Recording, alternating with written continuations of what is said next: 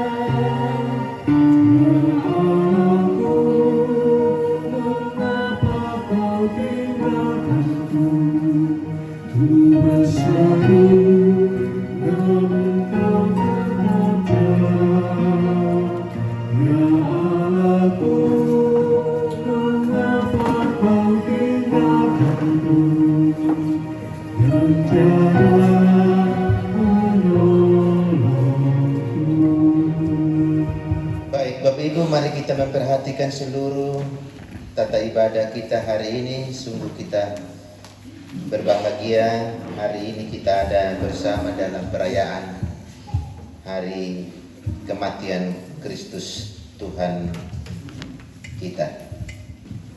Kita akan menyanyi Kidung Jemaat 177.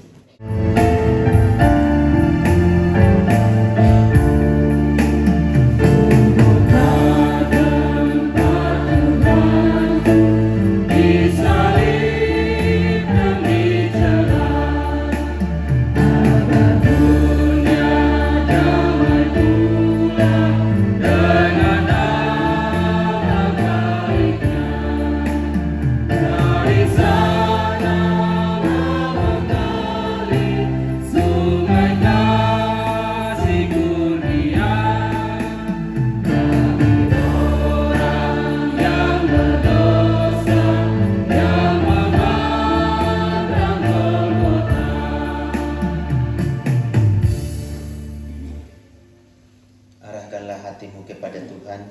kita masuk dalam hutum dan salam.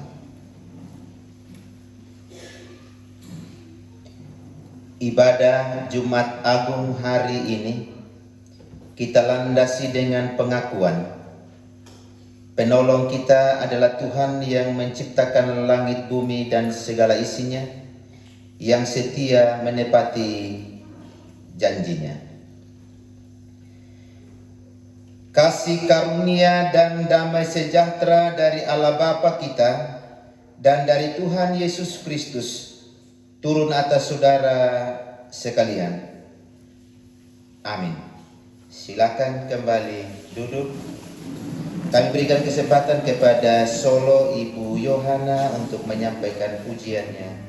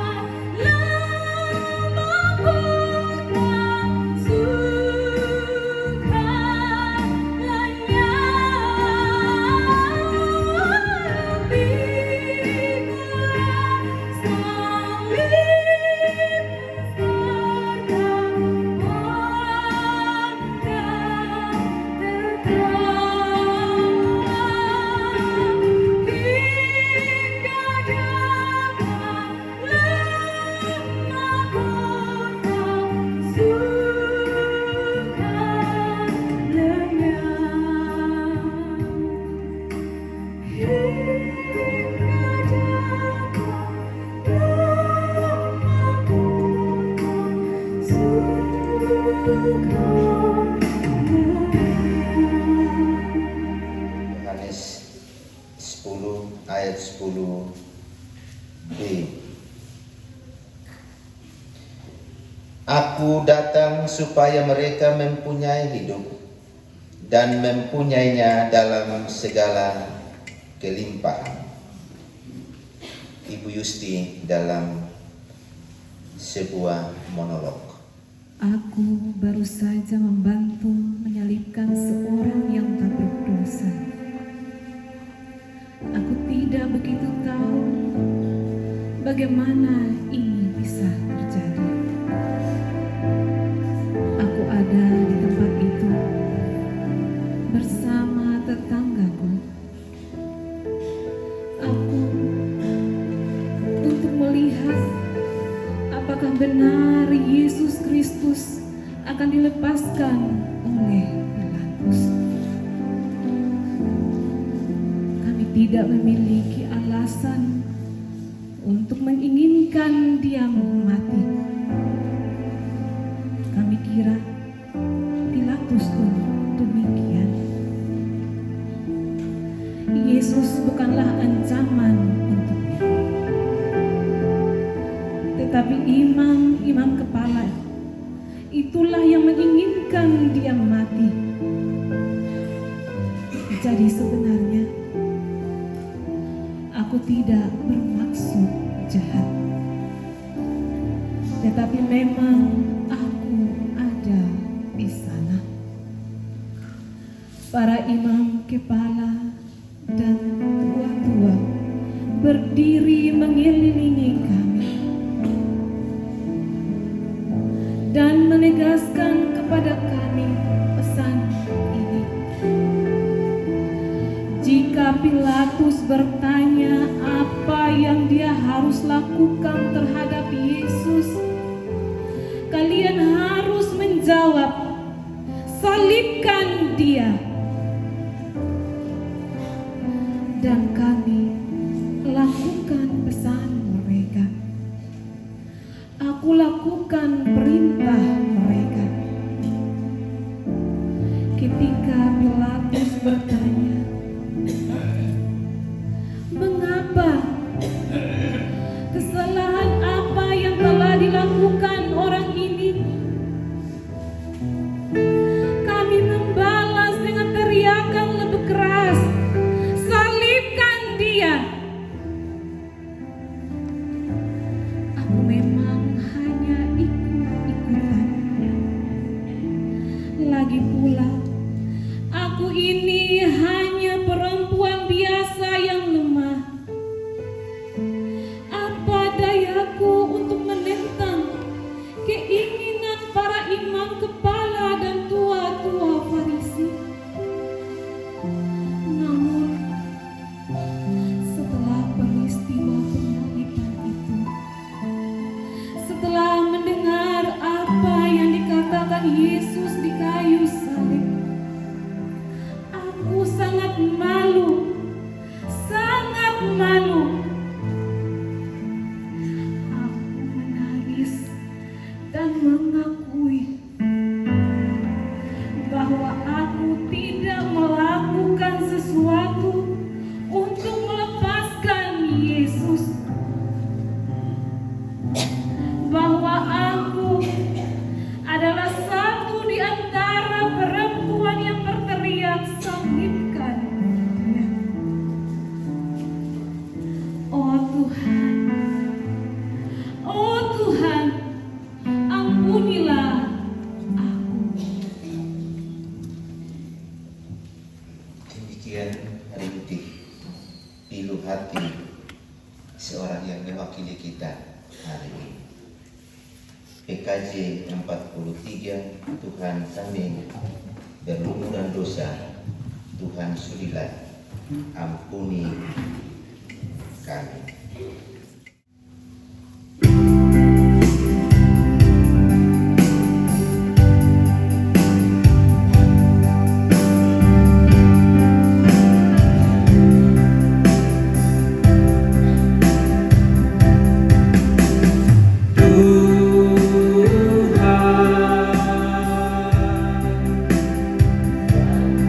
Kami berlumuran dosa,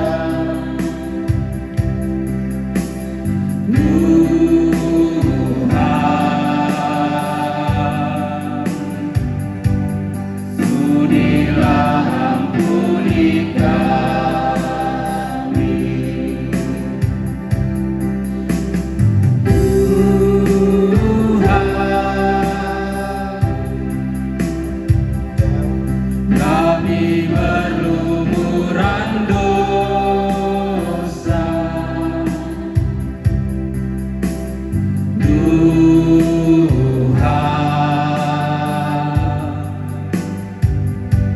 sudilah ampuni kami. Pada vokal grup Rahel dan teman-teman dalam sebuah lagu Luluhali Sumba Timur.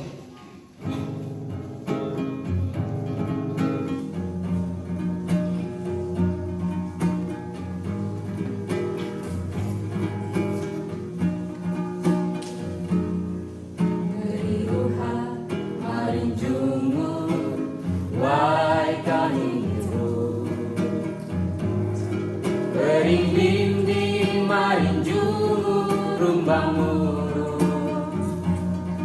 Tunanu banyu mamiri hatamu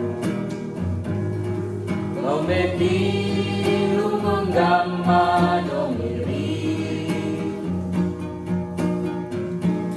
Kukutura ukuran lima munyang Soka pipi kamanyuma domiri Gajah pangi kidang jama Dayuri napana mungumu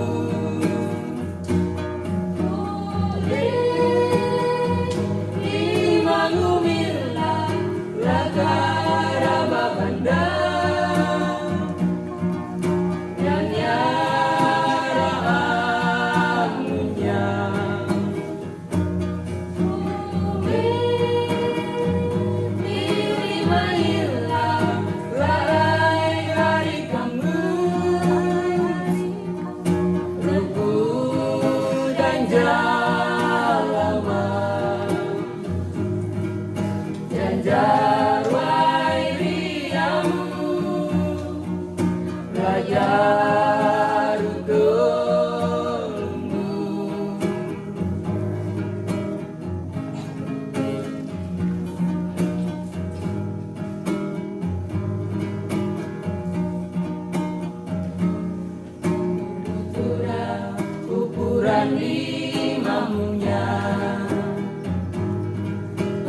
pipi kamanyuma domiri Tanya pangi kidangu jama Sayuri napana mungumu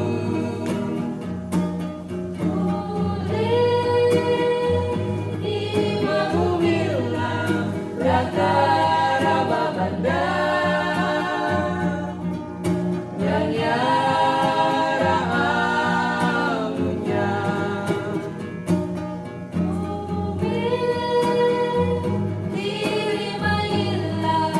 Lagai hari kanggu Ruku dan jalama Janjar wairiamu Lajar utolmu Janjar wairiamu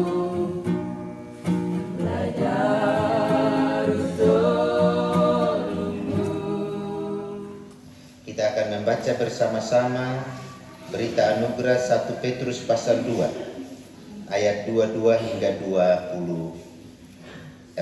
Kalau kita sudah menemukannya bersama, mari kita baca 1, 2, 3. Ia tidak berbuat dosa dan tipu tidak ada dalam mulutnya. Ketika ia dicaci maki, ia tidak membalas dengan mencaci maki. Ketika ia menderita, ia tidak mengancam, tetapi ia menyerahkan kepada Dia yang menghakimi dengan adil. Ia sendiri telah memikul dosa kita di dalam tubuhnya di kayu salib, supaya kita yang telah mati terhadap dosa hidup untuk kebenaran. Oleh bilur-bilurnya kamu telah sembuh.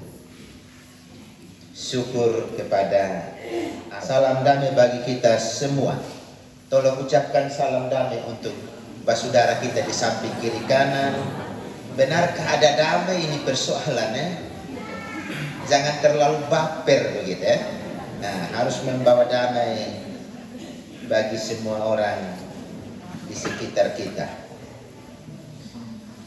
Setelah kita menyampaikan damai kepada sesama kita, keluarga kita, sahabat kita, kita lantunkan pujian Kidung Jemaat 183 bait 2, Salibmu Kristus tanda pengasihan, mengangkat hati yang remuk redam, membuat dosa yang tak terperikan di lubuk cinta Tuhan terbenam.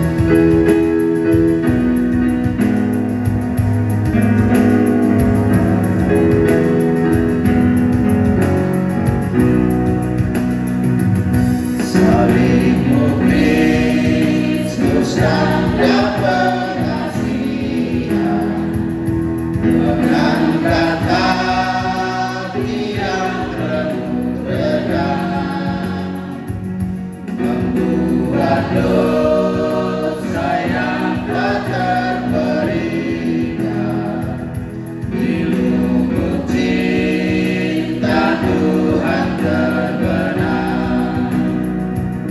Di dalam Tuhan kami balik lahir, insan bernoda kini berseri,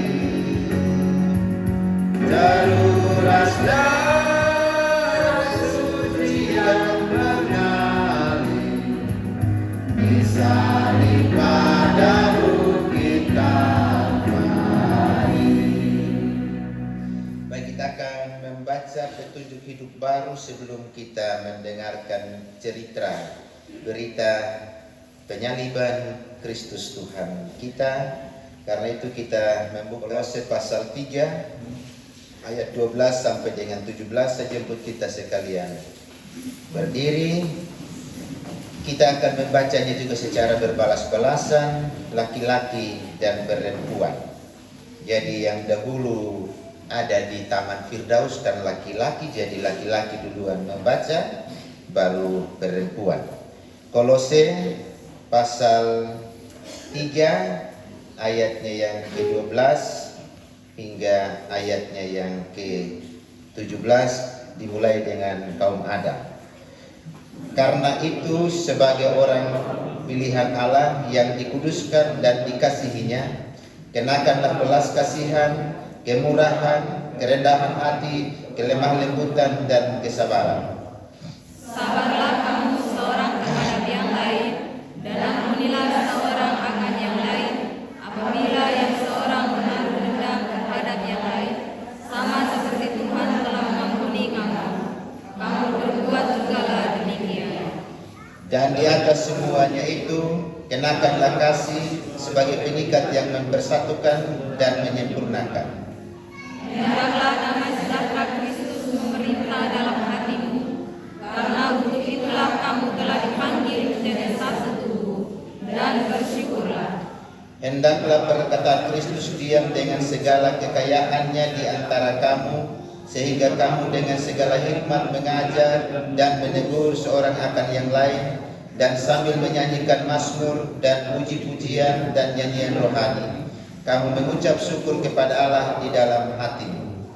Dan segala sesuatu yang kamu lakukan dengan perkataan atau perbuatan, lakukanlah semuanya itu dalam nama Tuhan Yesus, sambil mengucap syukur oleh Dia kepada Allah Bapa kita. Demikian petunjuk hidup baru ayat yang ke-12 dan ayat yang ke-13. Pertanyaan, dapatkah kita bisa melakukannya atau hanya sekedar kita membaca ayat 12 dan 13? Ini menjadi perenungan bagi kita. Kalau Tuhan siap mengampuni kita, kita pun harus sanggup mengampuni sesama kita. Kita menyanyi PKJ 200, ku diubahnya saat ku berserah kepada Yesus.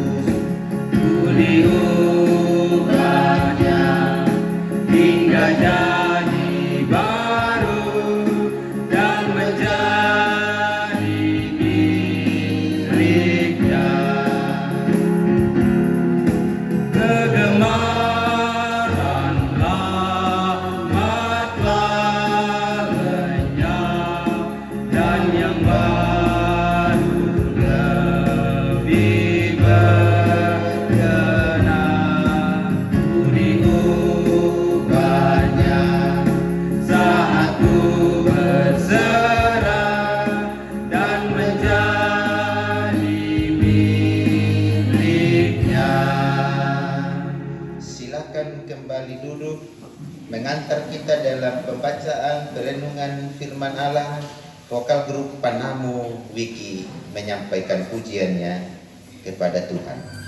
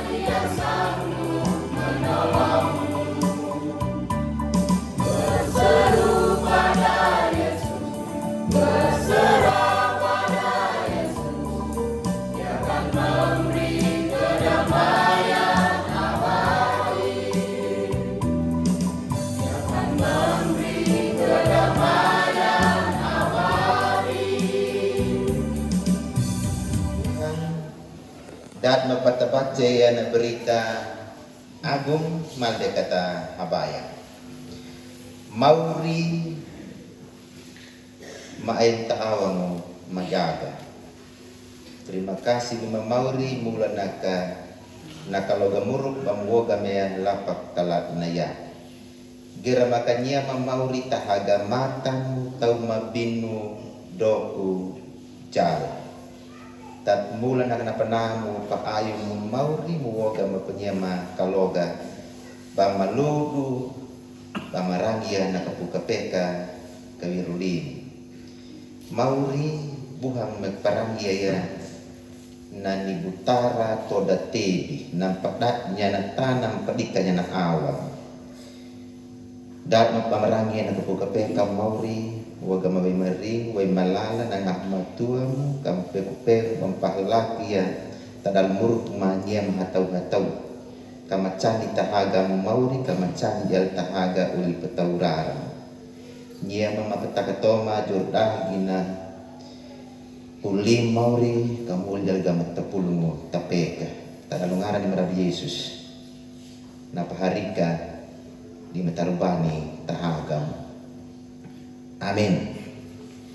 Baik, mari kita membuka Injil Yohanes pasal 19 sesuai dengan yang ada dalam liturgi kita, ayat 28 hingga ayatnya yang ke-30. 3 ayat saja ini yang merupakan perenungan bagi kita di hari Jumat Agung hari ini. Mari kita memperhatikannya. Injil Yohanes pasal 19 ayat 28 sampai dengan ayat yang ke-30. Kalau kita sudah menemukannya, saya membacakan untuk kita sekalian. Bapak Ibu mendengarkannya dengan seksama. Yang tidak sempat membawa Alkitab dan yang membawa Alkitab membacanya dengan penuh perenungan di dalam hati. Yesus mati. Sesudah itu, karena Yesus tahu bahwa segala sesuatu telah selesai, berkatalah ia, supaya genaplah yang ada tertulis dalam kitab suci, aku haus. Di situ ada suatu bekas penuh anggur asam, maka mereka mencucukkan bunga karang yang telah dicelupkan dalam anggur asam pada sebatang hisop, lalu mengunjukkannya ke mulut Yesus. Sesudah Yesus meminum anggur asam itu, berkatalah ia, sudah selesai. Lalu ia menundukkan kepalanya dan menyerahkan nyawanya. Amin untuk firman Tuhan. Berbahagialah kita yang hari ini memberi kesempatan untuk Tuhan berbicara kepada kita yang siap untuk diam dan mendengar firman-Nya. Kekasih Tuhan, tidak asing lagi bagi kita, atau ada yang tidak pernah melihat 3 salib begitu ya? Di mana-mana ada dipajang itu 3 salib, di tengah atau di pinggir kiri kah Yesus? So pasti di tengah ya. Ada yang di sebelah kiri, ada yang di sebelah kanan. Jadi 3 salib itu pertanda bahwa di dunia ini ada 3 bentuk kematian. Gitu ya? Jadi semua kita sudah pernah lihat gambar, dan memang ini yang menggambarnya bisa dia paradoks juga ya. Artinya sepertinya dia lihat dengan kasat mata, tapi seperti itulah karena sejarah menceritakan bahwa salib itu tempat yang terkutuk, salib itu memalukan, salib itu tempat terhina. Jadi penjahat yang tidak bisa kita gambarkan lagi dia punya jahat, sehingga bisa dia digantung di kayu salib. Nah, kenapa saya bilang ada 3 jenis kematian yang mempertandakan 3 salib ini? Yang pertama adalah kematian Yesus Kristus, ya.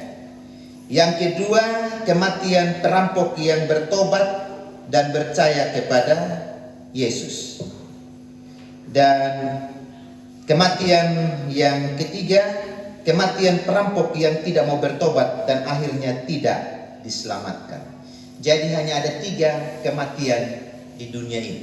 Kematian Yesus, kematian orang jahat ini yang pada akhirnya percaya Yesus diselamatkan, dan kematian seorang penjahat yang tidak percaya Yesus lalu mati di neraka.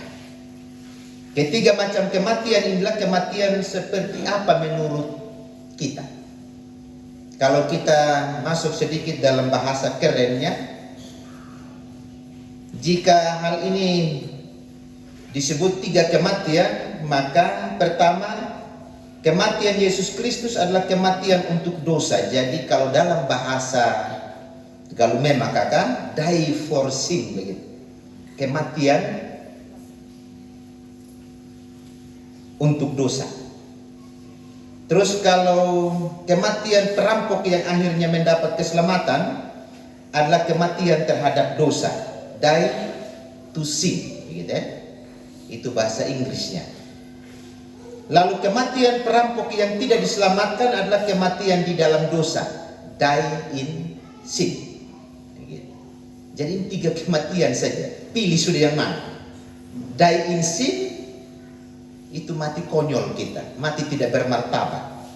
Dan itu yang tidak kita inginkan setiap orang yang hidup di planet bumi ini. Siapa yang mau mati dan tinggal di neraka? Ketika Pontius Pilatus menjatuhkan hukuman mati atas Yesus, dan kedua perampok tersebut, kita melihat hal paling agung dan paling menyedihkan dan paling juga bertentangan dengan keadaan. Kenapa? Paradoks winan jauh. Di situ ada kepedihan, tapi di situ juga ada sukacita. Artinya paling menyedihkan, tapi ada juga berita yang menggembirakan. Mestinya Bukit Tengkorak hanya untuk kepedihan dan kesedihan, tapi di situ juga ada keagungan Allah yang terjadi. Jadi artinya dia paradoks. Mestinya tempat hanya sedih, tapi di tempat itu juga ada kesukaan, kelegaan, dan yang dianggap kebodohan oleh orang yang tidak percaya Yesus, tapi dianggap keuntungan bagi orang yang percaya Yesus. Jadi Golgota seperti apa itu begitu? Ataukah salib itu tempat yang seperti apa menurut kita? Jadi kalau ada 7 perkataan Yesus di sana, saya mungkin menyebutkan 7 juga tempat apa itu salib, gitu ya? Ada mungkin yang bilang salib itu adalah pengasihan Allah. Tapi saya merubah sekarang ini. Dalam kehidupan kekristenan kita, salib adalah tempat di mana orang tidak dapat membela diri. Jadi salib itu bukan tempat untuk membela diri, tapi tempat untuk tidak bisa membela diri. Di saat Yesus Kristus digantung di salib, dia tidak pernah mengucapkan sepatah kata pun untuk membela diri. Yesus Kristus selama di dalam dunia telah mengucapkan banyak perkataan yang membangun orang lain dan yang menghidupkan. Aku datang supaya mereka memiliki hidup, kan kata firman Allah tadi. Perkataan-perkataannya menunjukkan pengharapan dan jalan kala dia belum disalib. Tetapi ketika Kristus berada di atas salib, justru dia tidak mengucapkan sepatah kata pun untuk membela diri. Berarti salib bukan tempat untuk membela diri. Kedua, salib adalah tempat di mana tidak ada terang.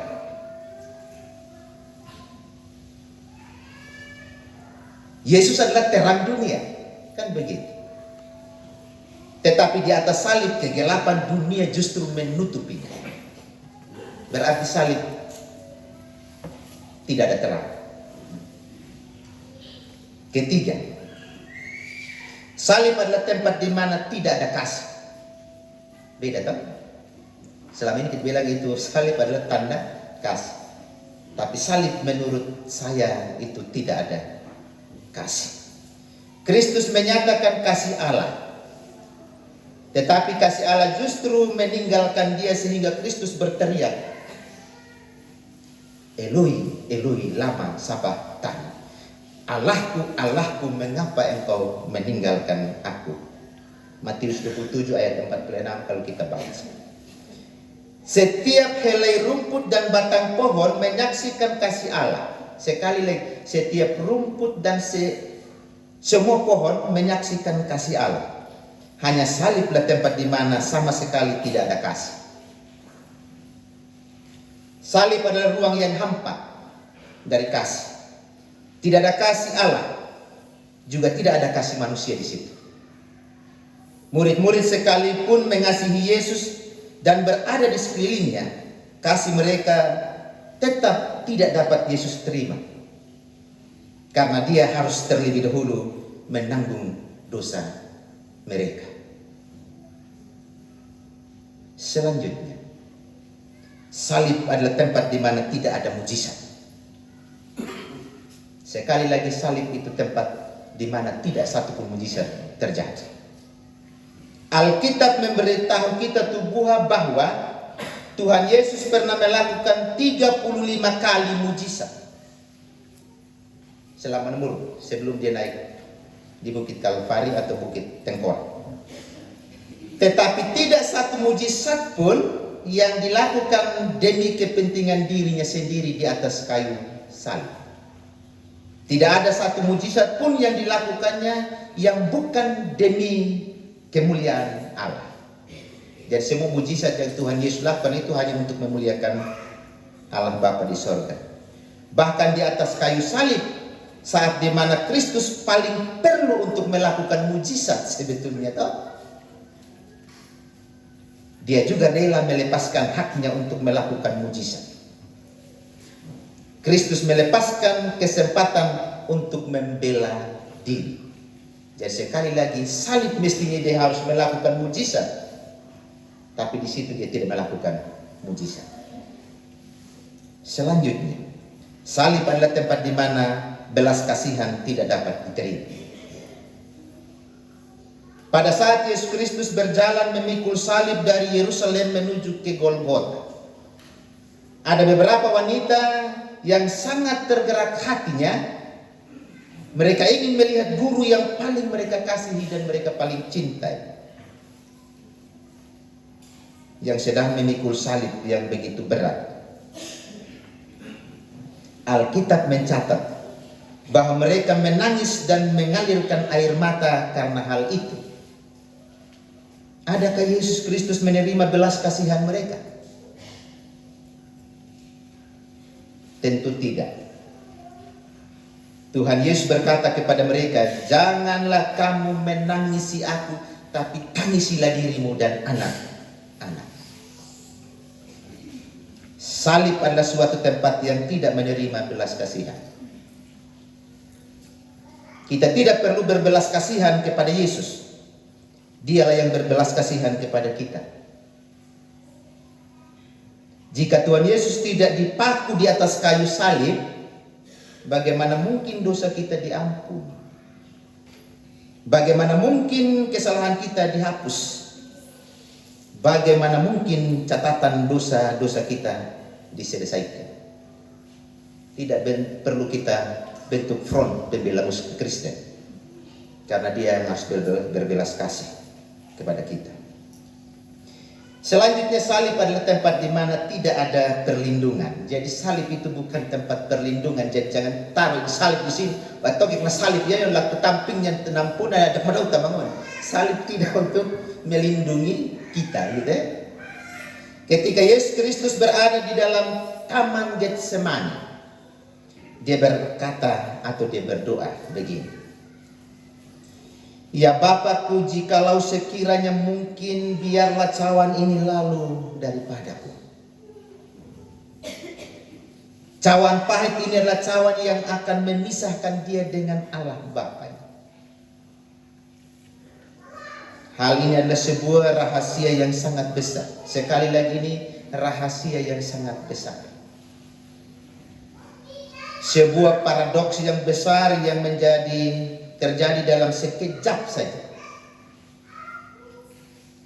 Selanjutnya Yesus Kristus berkata begini, "Tetapi janganlah seperti yang ku kehendaki, melainkan jadilah seperti yang engkau kehendaki." Tidak lama kemudian, Yudas membawa sekelompok orang.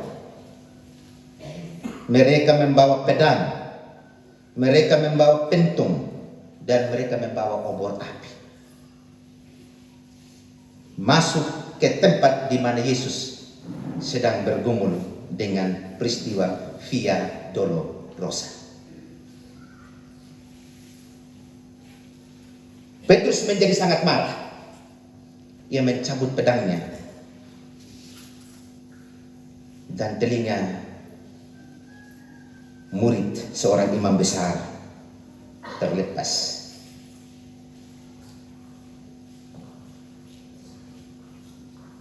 Tetapi Yesus Kristus bukan hanya tidak mendukung Petrus untuk terus membunuh. Yesus Kristus bahkan menyalahkan dia dan berkata, "Simon, masukkan pedang itu kembali ke dalam sarungnya. Sebab barang siapa menggunakan pedang, dia akan binasa oleh pedang." Itu yang perlu diingat oleh para murid. Jadi untuk menyatakan tanda-tanda kerajaan Allah, jangan pakai kekerasan, pakai kasih.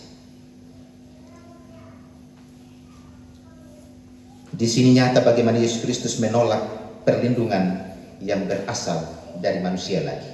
Jangan menjadi Simon yang semangatnya minta ampun hanya untuk membela Yesus. Selanjutnya, salib adalah tempat di mana tidak ada naik banding. Pada saat Tuhan Yesus ditangkap, dia bertanya kepada orang-orang yang datang menangkap dia, katanya, "Siapakah yang kalian cari?" Itu pertanyaan Yesus ketika berada di hadapan para kelompok imam besar. Mereka bertanya, "Yesus dari Nazaret." Katanya kepada mereka, "Akulah dia." Suaranya tenang dan lembut, orang-orang itu sangat terkejut. Artinya yang datang menangkap Yesus terkejut. Mereka tidak mengerti mengapa di saat ada bahaya besar di depan, Yesus Kristus masih dapat sedemikian tenang. Mereka ketakutan hingga bergerak mundur. Kan begitu cerita yang kita bisa baca dalam Alkitab. Tuhan Yesus jelas dapat meminta pertolongan. Bisa saja tanah tempat mereka itu berdiri, Tuhan berdoa terbelah supaya turun mereka di telan bumi, supaya Yesus selamat. Tapi Yesus tidak mau melakukan itu. Bahkan Yesus pernah bilang begini, "Kau sangka bahwa aku tidak dapat berseru kepada Bapakku supaya ia segera mengirim lebih dari 12 pasukan malaikat untuk membantu aku?" Kita baca di dalam Matius 26 ayat 23. Bisa dia panggil malaikat untuk membantu. Dan bahkan dengan kuasanya seperti yang saya katakan tadi. Tetapi Tuhan Yesus tidak berbuat demikian. Karena salib adalah tempat di mana orang tidak dapat menerima naik banding. Yang terakhir, salib adalah tempat di mana orang tidak dapat menerima hasutan. Salib itu bukan tempat untuk menerima hasutan. Orang-orang sekeliling Yesus Kristus yang sedang dipaku di atas kayu salib, tapi gue 3 salib toh. Yang satu berkata demikian, "Jikalau engkau anak Allah, turunlah dari salib itu." Kan begitu. Engkau menolong orang lain, tetapi engkau tidak dapat menolong dirimu sendiri. Engkau menyembuhkan orang lain, tetapi dirimu sendiri justru digantung di atas kayu salib. Engkau mengatakan bahwa engkau adalah anak Allah. Bagaimana mungkin kami dapat percaya? Tertawa mungkin terbahak-bahak seorang di sebelah Yesus. Selanjutnya mereka meludahi dia, menertawakan Yesus, mengejek Yesus. Namun Yesus Kristus tidak membalas sepatah kata pun. Dia tahu tujuan kedatangannya ke dalam dunia ini. Dunia ini penuh dengan dosa. Dunia ini penuh dengan ketamakan dan kerakusan. Dunia ini penuh dengan niat jahat. Dunia ini penuh dengan iri hati. Yudas menjual Tuhan hanya karena hati yang tamak. Orang-orang Farisi mengaku Tuhan juga hanya karena hati yang iri. Kita juga adalah orang berdosa yang menyebabkan Yesus dipaku di atas kayu salib. Itu kepalanya terlalu murung. Jika kita yang dipaku di atas kayu salib, jikalau kita setelah mendengar kata-kata hasutan seperti itu, pastilah di dalam hati kita penuh dengan kemarahan. Bahkan kapan lekas turun dari salib itu untuk melakukan pembalasan. Seandainya Yesus waktu itu turun betul dari salib, maka dunia ini akan menjadi Kristen semua. Menanglah alam maut. Tidak perlu lagi kita berkeringat pergi menginjil. Yesus gagal untuk membawa misi. Karena itu, orang Kristen jangan penuh dengan kemarahan. Karena hasutan kuasa kegelapan untuk menggagalkan pekabaran Injil. Untuk menyampaikan selalu malah di dunia ini.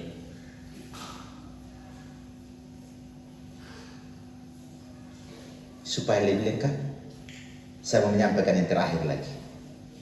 Salib adalah tempat di mana orang tidak dapat menerima bius.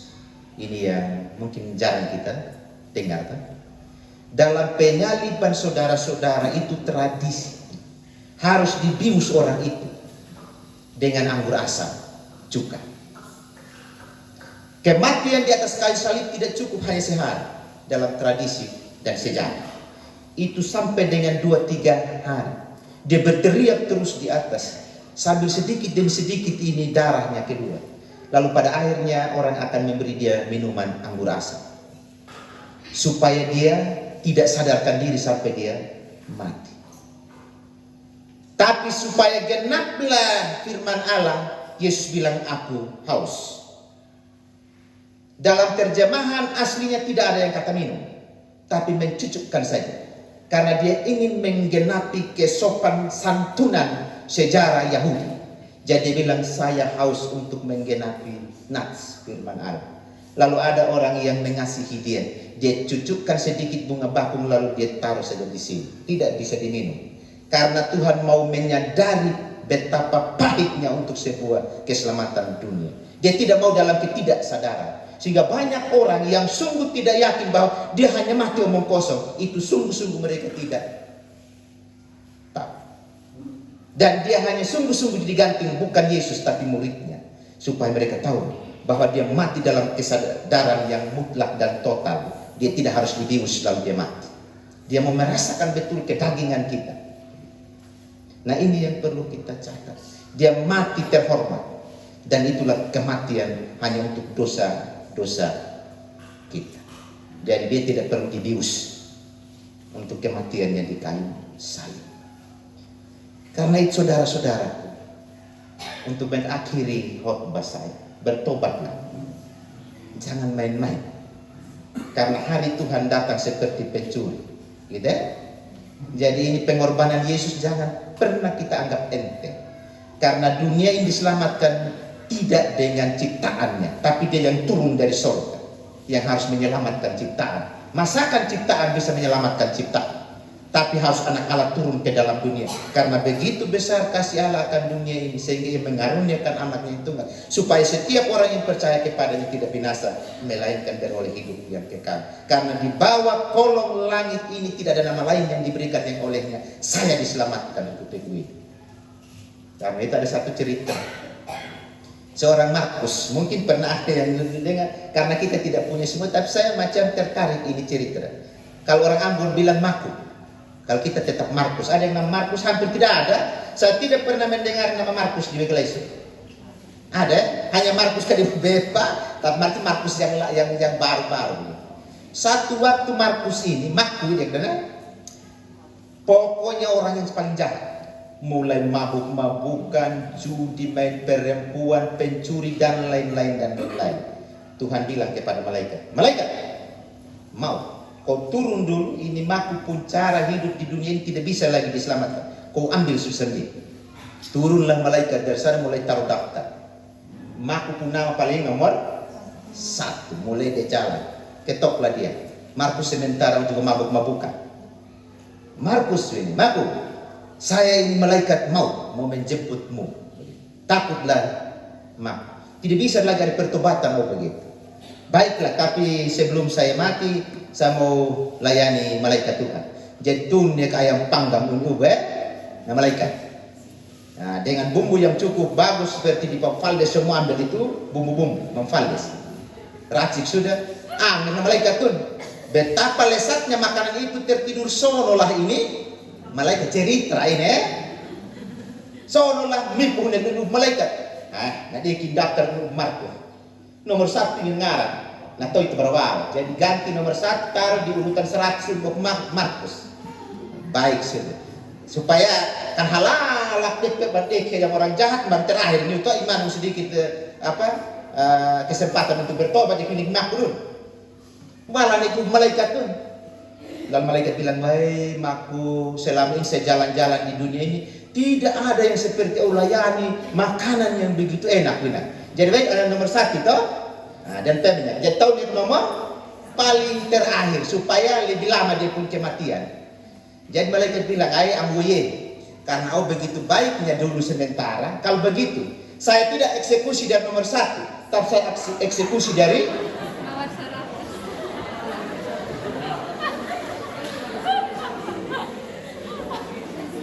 makku bilang begini." Bilang apa? "Ke dalam tanganmu kuserahkan nyawa." Jadi entah urutan 1, urutan 100, pengadilan Allah akan datang. Jadi jangan orang Ambon bila di situ, jangan parlentik. Kau punya penipu, kau punya pencuri, kau punya judi, kau punya mabuk, tetap pengadilan Allah datang. Nah karena itu Bapak Ibu jangan mau tahu jalan itu urutan bawah, lalu terakhir ternyata karena tetap saya eksekusi dari bawah, maka ke dalam tanganmu diserahkan nyawa pun jalan mak. Pikirnya tadi nomor 1 mulai. Jadi tubuh ada pemain dieksekusi kita kapan oleh Tuhan Allah. Bertobatlah, pintu kerajaan Allah terbuka untuk kita. Amin. Terima kasih Tuhan, kami telah mendengar sedikit tentang apa itu salib. Karena itu ajar kami untuk kami terus hanya mengandalkan Tuhan seperti pujian dari penamuri kita di berserah karena dia adalah jaminan pasti. Tiada jaminan di dunia ini yang bisa membawa kami untuk keluar dari soal, keluar dari setiap pergumulan. Hanya Yesus yang disalib itulah yang membawa kami keluar dari setiap persoalan yang berat, yang sedang, bahkan yang enteng sekalipun. Terima kasih Tuhan, kami tidak salah memilih. Dan Yesus juga memilih kami bersyukur. Bukan karena Tuhan melihat kami betapa baiknya, tapi kami masuk dalam predestinasi-Mu Tuhan. Masuk dalam kekekalan-Mu, masuk dalam rencana-Mu. Terima kasih ya Tuhan. Karena bukan kami yang memilih Engkau, tetapi Engkaulah yang memilih kami, supaya kami berbuah, supaya kami melekat pada pokok anggur yang benar setiap waktu dan ketika. Karena ketika kami tidak berbuah, kata firman Allah, kapak sudah tersedia di bawah pohon itu dan akan dipangkas dan dibuang ke dalam api yang tidak pernah terpadamkan. Terima kasih Tuhan, untuk Jumat Agung ini kami mengenang peristiwa penyaliban Yesus yang sungguh agung, hanya untuk menyelamatkan dosa manusia. Dia rela menderita, dia rela untuk mati hanya karena dosa-dosa kami. Terima kasih ya Yesus untuk kesengsaraan. Terima kasih ya Yesus untuk penyaliban-Mu. Kami selamat hanya karena darah-Mu. Kami selamat hanya karena Engkau siap untuk menebus kami. Itulah yang akan kami jadikan bekal hidup, supaya kami tidak sombong di dunia ini. Kami tidak merasa angkuh, tapi kami rendah hati, supaya terus kami menjadi alat di tangan Tuhan, menjadi berkat bagi banyak orang, karena hidup ini hanya sesaat. Berkati kami Gereja Kristen Sumba, berkati kami Gereja Kristen Sumba Jemaat Wekalaisung dalam segala gumul dan harap. Kami sungguh percaya tidak ada yang luar biasa di dunia ini, semua biasa-biasa saja. Karena segala kekuatan di dunia ini tidak melebihi kekuatan yang Tuhan sediakan bagi kami, atau yang Tuhan berikan kepada kami. Takluk di bawah kuasa Tuhan. Karena itu jangan pernah kami cepat kecewa, cepat putus asa dengan keadaan hidup ini, tapi berseru kepada Tuhan, jaminan kami yang pasti. Ampuni kami Tuhan, jikalau selama ini kami meragukan Tuhan, Kami terkadang percaya kepadamu tapi tidak mempercayakan segala aspek hidup kami kepadamu. Kami mencari jalan kami yang kami anggap itu lurus, tapi ujung-ujungnya adalah maut. Ampuni kami Tuhan, sikap hidup kami selama ini tidak mencontohi, menteladani akan kasih Yesus. Kami hidup dengan hidup yang mempergunakan anggota tubuh kami untuk menjadi senjata kelaliman, tapi tidak kami pakai untuk senjata bagi hormat kemuliaan nama Tuhan. Siapapun kami di sini Tuhan, Tuhan tahu, Tuhan mengerti, Tuhan lihat, tiada yang tersembunyi. Karena itu Tuhan ampunkan kami. Biarlah hari-hari ke depan kami terus menyaksikan nama Yesus yang tersalib. Berkati pekerjaan jemaat, usaha kami, baik yang ada di sekitar rumah maupun di luar rumah, di sawah, di kebun. Tuhan berkati semua. Dan kami sukacita gembira. Ada beberapa yang sudah menerima hasil yang memuaskan, dan ada juga yang sementara menanti. Bahkan ada di antara kami yang sudah memberi yang terbaik dari yang terbaik yang kami punya untuk hormat nama Tuhan, untuk gereja Tuhan. Kami berdoa untuk anak-anak kami yang sedang studi, baik yang ada di sekitar kami, di luar Pulau Sumber, di mana-mana saja mereka berada. Entah itu sedang bekerja pun untuk ekonomi keluarga, untuk anak istri. Tuhan berkati mereka sekalian.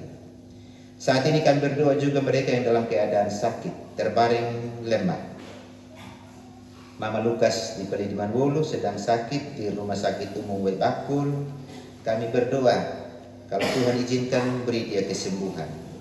Tapi bukan kehendak kami, kehendakmu yang jadi. Demikian juga Mama Ramukaraja di Wegawulu, juga dalam keadaan sakit. Secara manusia terkadang kami tidak bisa lagi menerima keadaan ini, dan sepertinya kami pasrah. Tapi biarlah kehendakmu pula yang jadi, bukan kehendak kami Tuhan. Bahkan yang tidak sempat kami sebutkan namanya juga ada dalam keadaan sakit. Di mana saja mereka, kami berdoa, Tuhan tolong dengarkan seruan mereka. Dan oleh bilur-bilurmu mereka sembuh. Ya Tuhan, kami juga berdoa bagi mereka yang berulang tahun, anak-anak kami, saudara-saudara kami tidak sebutkan namanya, tapi mereka sudah ada di hati Tuhan. Berkati mereka, supaya mereka terus bertumbuh dalam pengenalan akan Tuhan. Ya Tuhan, berkati kami terus dalam segala aspek kehidupan kami, terlebih khusus dalam kami berjuang untuk merawat iman kami, untuk kami kerjakan iman ini terus bertumbuh dan memberi buah. Persiapkanlah hati kami juga menyongsong hari raya kebangkitan-Mu pada hari Minggu yang akan datang, supaya kami datang memuji memuliakan nama-Mu lagi, mengajak orang-orang di sekitar kami, orang yang kami kasih, bahkan yang membenci kami sekalipun kami berdoa supaya mereka bertobat. Dan ketika kami juga membenci orang lain, kami juga berdoa, Tuhan kiranya menolong kami untuk kami saling mengampuni seperti Yesus berkata di atas kayu salib, ampunilah mereka sebab mereka tidak tahu apa yang mereka perbuat. Ini doa kami, sembahyang kami Tuhan, mengampuni salah dan dosa kami, dan tak lupa kami berdoa. Hari ini ada talenta-talenta yang luar biasa yang memuji Dikau ya Tuhan. Ibu Yohana dan keluarga Tuhan berkati. Vikaris dan teman-teman Tuhan berkati. Panamu Wiki Vokal Grup Tuhan memberkati. Lingkungan 7 sebentar juga yang akan menyampaikan pujian. Bahkan kami semua yang mengisi liturgi hari ini, Tuhan berkati kami. Ini doa kami, ampuni kami dalam nama Yesus. Amin. Baik, kita akan memberi persembahan satu tangguk saja yang kita sambil vokal grup dulu yang menyampaikan pujiannya. Lingkungan 7 baru sebentar. Kalau tidak cukup, kita akan menyanyi bersama, menyanyi Lodawa. Jadi kita beri dulu kesempatan kepada lingkungan 7 untuk menyampaikan pujiannya kepada Tuhan sambil persembahan diedarkan.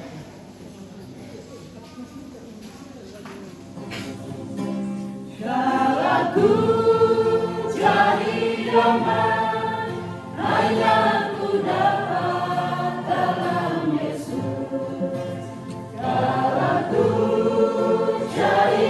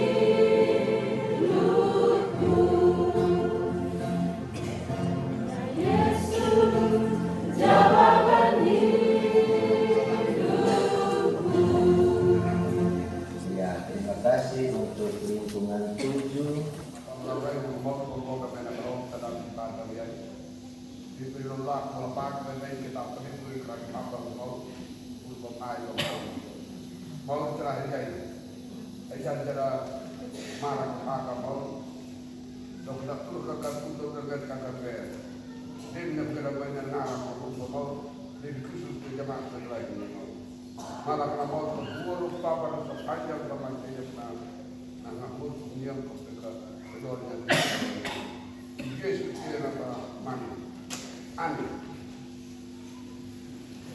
Kita akan masuk dalam pengutusan dan berkat. Kita memperhatikan akan liturgi kita masing-masing. Bapak Ibu akan membaca Tuhan kasih-Mu melampaui sengsara dan sampai dengan selesai. Dan sebentar yang saudara-saudara arahkanlah hatimu baru Bapa. Jadi mulai jemaat yang akan mengucapkan di P itu 1, 2, 3. Tuhan, kasih-Mu melampaui sengsara, kasih-Mu melampaui goda, kasih-Mu melampaui dengki, kasih-Mu menembusi segala perbedaan, kasih-Mu mengubah konflik penuh damai. Jika Engkau berkenan, mampukanlah kami melakukan kehendak-Mu. Tuhan, kami ingin meminta, sertailah kami dalam derita, agar kelak kami penuh pada bersama-Mu dalam kebangkitan. Seperti apa yang saudara-saudara pinta kepadanya, maka arahkanlah hatimu kepada Tuhan dan terimalah berkat-Nya.